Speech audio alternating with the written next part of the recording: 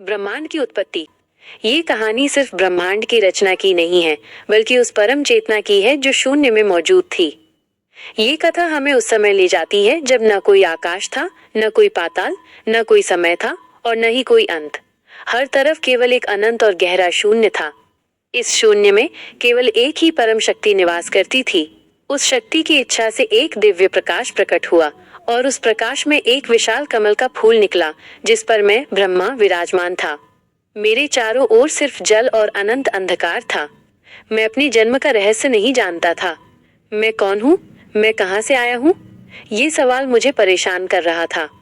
मैंने इस रहस्य को जानने के लिए हजारों साल तक तपस्या की, लेकिन मुझे कोई जवाब नहीं मिला। मुझसे अक्सर पूछा जाता है कि इस सृष्टि की उत्पत्ति कैसे हुई। जैसा कि आप जानते हैं कि मेरी उत्पत्ति श्रीहरि के नाभि कमल से हुई है। मेरी उत्पत्ति हुई तो देवों के देव महादेव ने मुझसे सृष्टि रचना का आदेश दिया है। वह अंतर्धान हो गए। उसके बाद मैं उनकी आज्ञा का पालन करने के लिए ध्यान मग्न हो कर्तव्य का विचार करने लगा और फिर भगवान शंकर को नमस्कार करके श्री परमानंद की ओर सृष्टि की रचना का निश्चय किया। इसके बाद मैंने सृष्टि की रचना की इच्छा से भगवान शिव और उनकी शक्ति का स्मरण करके पहले उनके द्वारा नियुक्त को ऊपर की ओर से एक प्रकट हुआ, जिसे 24 तत्वों का समूह कहा जाता है। मुनि श्रेष्ठ, वह सृष्टि जरूर ही था। उसमें चेतन देखकर मुझे बड़ा संकोच हुआ और मैं अत्यंत कठोर तप करने लगे। इस तरह हजारों वर्ष तक भगवान विष्णु के चिंतन में लगा रहा, लेकिन ये तपस्या मेरे लिए आसान नहीं थी। हर बार जब मैं सृष्टि बनाने का प्रयास करता तो मेरी रचना में वृद्धि नहीं हो रही थी। मुझे लगा कि मैं अकेला इस कार्य को नहीं कर सकता। मेरे अंदर एक गहरा दुख और निराशा उत्पन्न हुई, मानो एक पिता अपने ही बच्चों को जन्म देने में असमर्थ हो। ये मेरे जीवन का सबसे कठिन क्षण था। मैंने बार बार प्रार्थना की, अपनी असफलता को स्वीकार किया और अपने हृदय की गहराई से श्रीहरि को पुकारा।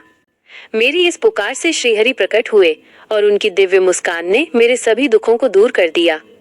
उन्होंने बड़े प्रेम से मेरे अंगों का स्पर्श किया और मुझसे प्रसन्नता पूर्वक बोले, हे प्रभु, तुम वर मांगो। मैं तुम्हारी तपस्या से अति प्रसन्न हूँ। मुझे तुम्हारे लिए कुछ भी देने में संकोच नहीं है। भगवान शिव की कृपा से मैं सब कुछ देने में समर्थ हूँ। मैंने भगवान श्रीहरि से कहा, हे प्रभु, आपने जो मुझ पर कृपा की है वह सर्वथा उचित है, क्योंकि भगवान शंकर ने मुझे आपके हाथों में सौंप दिया है। विष्णु, आपको नमस्कार है। आज मैं आपसे जो कुछ मांगता हूँ उसे दीजिए। प्रभु, ये 24 तत्वों से भरा हुआ है और इसमें किसी तरह का चेतन नहीं हो रहा है, जड़ीभूत दिखाई देता है। तब नारायण भगवान शिव की कृपा से उस विशाल अंडे में प्रवेश किया। उस समय वे परम पुरुष थे, जिनके सहस्त्रों मस्तक, सहस्त्रों नेत्र और सहस्त्रों पैर थे। उन्होंने उस अंडे को घेर लिया। मेरी प्रार्थना स्वीकार करने पर जब श्रीहरि ने उस अंडे में प्रवेश किया, तब वो 24 तत्वों का विकार रूप अंडा सचेतन हो गया। पाताल से लेकर सतलोक तक की अवधि वाले उस अंडे के रूप में वहां साक्षात श्रीहरि ही विराजमान हो गए। उनके व्यापक होने से वे देव प्रभु विराट पुरुष कहलाए। महादेव ने अपने रहने के लिए कैलाश नगर का निर्माण किया, जो सब लोगों से ऊपर सुशोभित होता है, क्योंकि संपूर्ण ब्रह्मांड का नाश हो जाने पर भी बैकुंठ और कैलाश धाम का कभी नाश नहीं होता। महादेव की आज्ञा से ही मेरे अंदर सृष्टि रचना की इच्छा उत्पन्न हुई। इसके बाद जब मैं सृष्टि की रचना की इच्छा से चिंतन करने लगा, उस समय मेरे अंदर अनजान में ही तामसी सृष्टि का प्रादुर्भाव हुआ, जिसे अज्ञान कहते हैं। तब प्रसन्न चित्त होकर शिव की आज्ञा से मैं फिर से अनासक्त भाव से सृष्टि का चिंतन करने लगा। उस समय मेरे द्वारा स्वयं स्थावर सृष्टि का निर्माण हुआ, जिसे मुख स्वर कहते हैं। यह प्रथम सृष्टि था। ये जानकर कि ये सृष्टि पुरुषार्थ का साधन नहीं है, मुझे दूसरा दुख से भरा हुआ सृष्टि प्रकट हुआ था, जिसे तिर्यक सृष्टि कहते हैं। वो भी पुरुषार्थ का साधन नहीं था। जब मैं चिंतन करने लगा, तब तुरंत ही तीसरे सात्विक सृष्टि का प्रादुर्भाव हुआ, जिसे सूक्ष्म सृष्टि कहते हैं।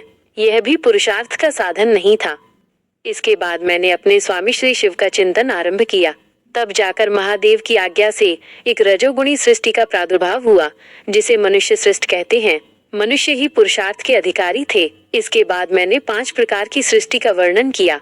एक तो वो जो प्रकृति से ही प्रकट हुए, दूसरा सूक्ष्म भूतों का, यानी आत्मा, स्वर्ग और नर्क। यह कथा हमें सिखाती है कि सृष्टि का हर कण शिव की इच्छा और उनकी कृपा पर निर्भर है। हर सृजन में उनका वास है और हर एक जीव में उनकी शक्ति है।